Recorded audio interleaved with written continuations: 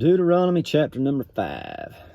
And Moses called all Israel, and said unto them, Hear, O Israel, the statutes and judgments which I speak in your ears this day, that you may learn them, and keep and do them.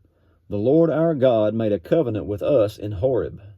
The Lord made not this covenant with our fathers, but with us, even us, who are all of us here alive this day.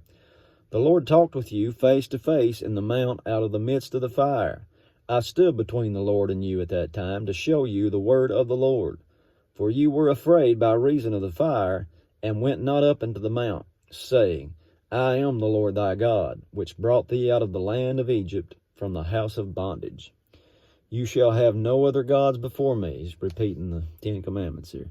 You shall not make any graven image, or any likeness of anything that is in heaven above, or that is in earth beneath, or that is in the waters beneath the earth.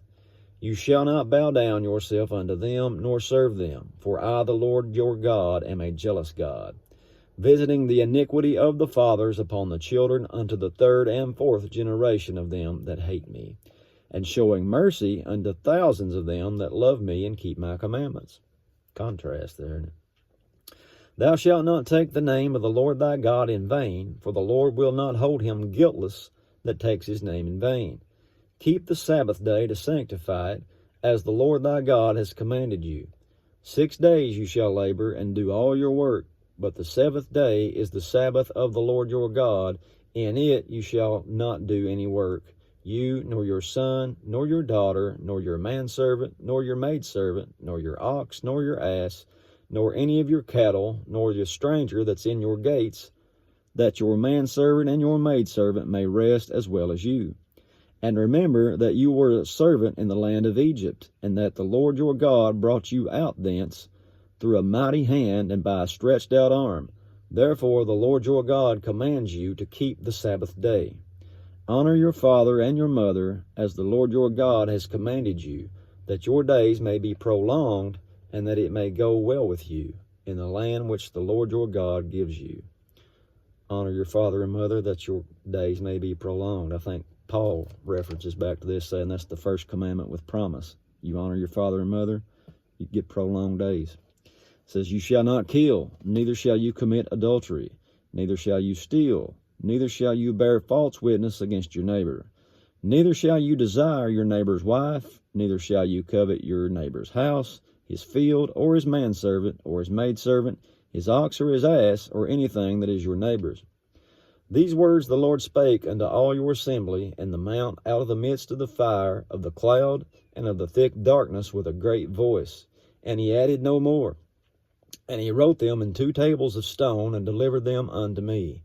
And it came to pass, when you heard the voice out of the midst of the darkness, for the mountain did burn with fire, that you came near unto me, even all the heads of your tribes and your elders, and you said, Behold, the Lord our God has showed us his glory and his greatness, and we have heard his voice out of the midst of the fire. We have seen this day that God does talk with man, and he lives. Now therefore, why should we die? For this great fire will consume us. If we hear the voice of the Lord our God any more, then we shall die. For who is there of all flesh that has heard the voice of the living God speaking out of the midst of the fire, as we have, and lived? Go near and hear all that the Lord our God shall say, and speak you unto us all that the Lord our God shall speak unto you, and we will hear it and do it. And the Lord heard the voice of your words when you spake unto me, and the Lord said unto me, I have heard the voice and the words of this people which they have spoken unto you. They have well said all that they have spoken.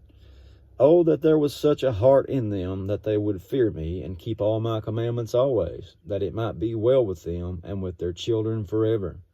Go say to them, Get you into your tents again. But as for you, stand here by me, and I will speak unto you all the commandments, and the statutes, and the judgments, which you shall teach them, that they may do them in the land which I gave them to possess it. You shall observe to do, therefore, as the Lord your God has commanded you. You shall not turn aside to the right hand nor to the left. You shall walk in all the ways which the Lord your God has commanded you, that you may live, and that it may be well with you, and that ye may prolong your days in the land which you shall possess. That's chapter 5. Lord willing, we'll see you in the morning. God bless.